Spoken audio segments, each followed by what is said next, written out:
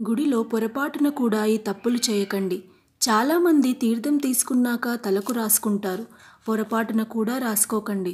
తీర్థం తీసుకున్నప్పుడు మన చేతిలో ఉండే తడిని కళ్ళు తుడుచుకోవచ్చు, కానీ తలకు రాసుకోకూడదు. తర్వాత దేవాలయంలో ఉన్న అర్చక స్వామికి, అంటే ఎవరైతే మనకి తీర్థప్రసాదాలు ఇస్తున్నాడో, వంగి ఆయనకి దండం పెడుతూ ఉన్నారు. ఆయనతో అక్షింతలు వేయించుకోవడానికి పొరపాటున కూడా దండం పెట్టకూడదు. ఇది ఇంకా ఎవరైనా పెద్దవాళ్ళని అడిగి తెలుసుకోండి. నేను తెలుసుకొని మీకు చెప్తున్నాను. దేవాలయ ప్రాంగణంలో మనుషులకి ఎవ్వరికీ దండం పెట్టకూడదు.